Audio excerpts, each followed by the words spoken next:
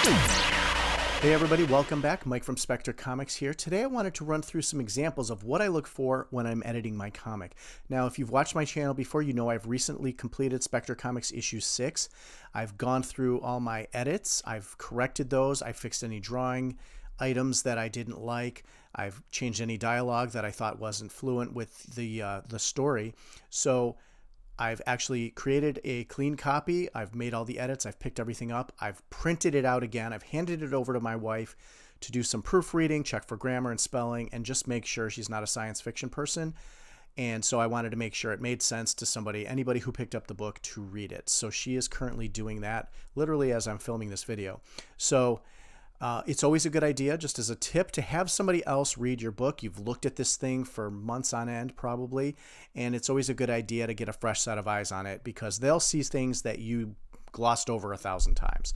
So that's tip number one. Tip number two is when you are drawing your comic, you're probably using a Photoshop document or a PSD file.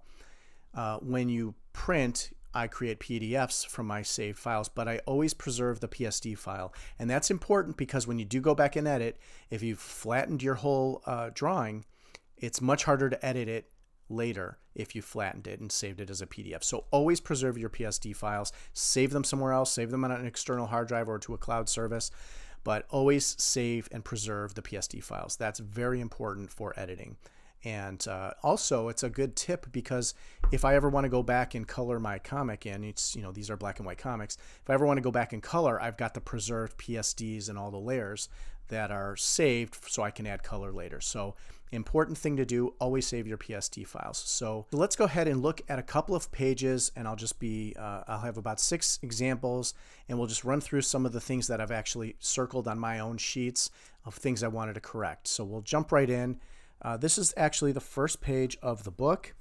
You can see that this is actually the very first page of the book. This is the title page, Spectre Comics. The chapter or issue name is Alari Asteroids, which is indicative of what's going to happen in the book or the location they're going to be in.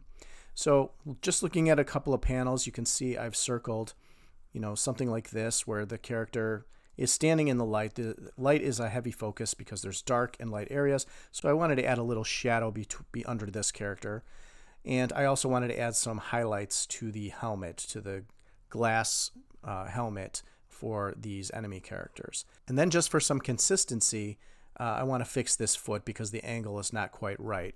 If you look at this foot, the angle of the foot is much more appropriate, and I think I should do the same there. So that's just on this first page, just a couple of small things to edit. And again, I've already fixed those, so we are good. Here's Arco on page 2. And I was just trying something with eyelids, and I didn't think it was appropriate in this image. But I wanted to fix his mouth and his eyes, so I've marked up that area.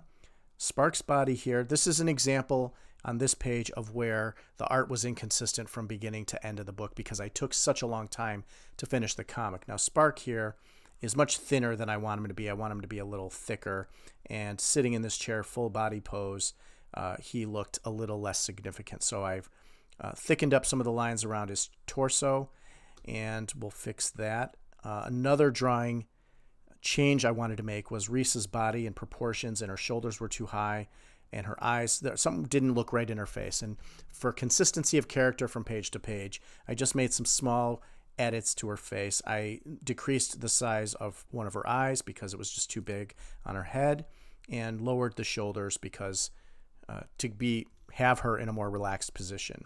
So that is the second page. So for the most part, just little tweaks to the drawing on these first 2 pages. Here we get on this page, the third page in our example. This is a situation where I wanted to change some of the dialogue because as I read through it, it didn't make sense. I also wanted to have Prox change his dialogue, so I updated what he was saying over here. Prox is this robot here, and changed what some of the other characters were saying. And the reason I changed it here is because some of the earlier pages, it made a little more sense with this change to what they were saying.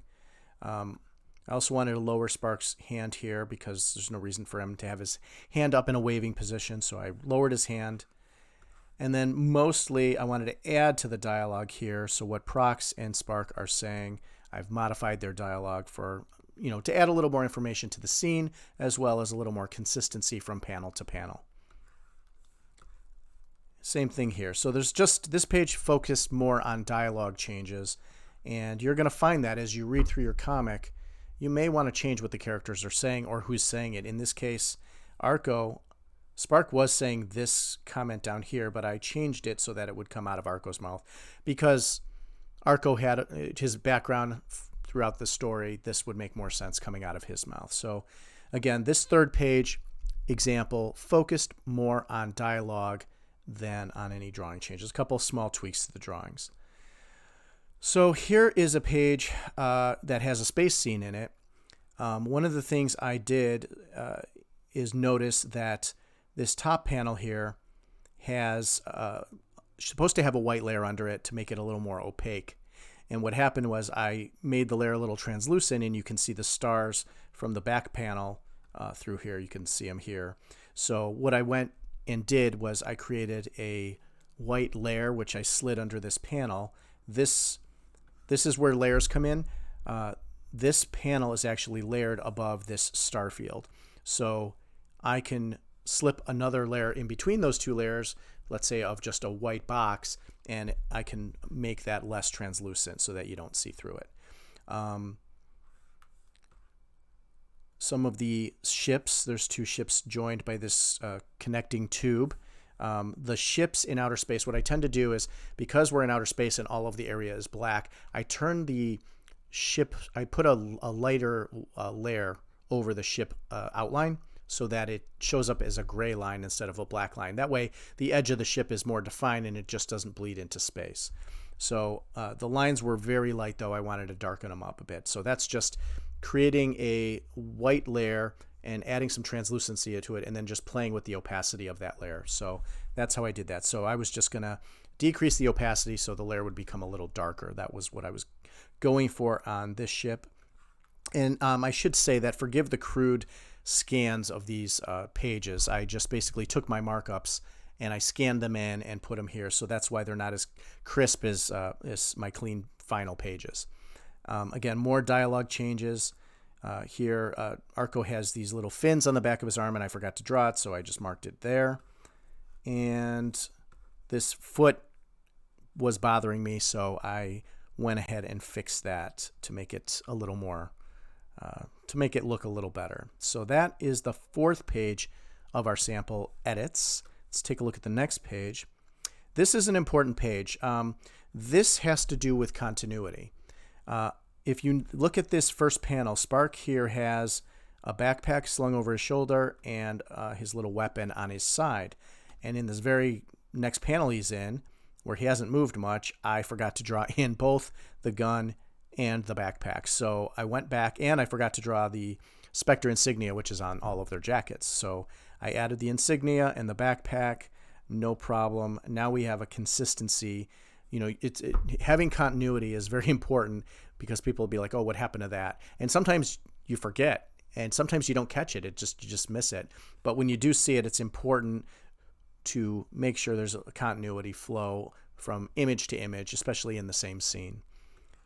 And that was it for this page.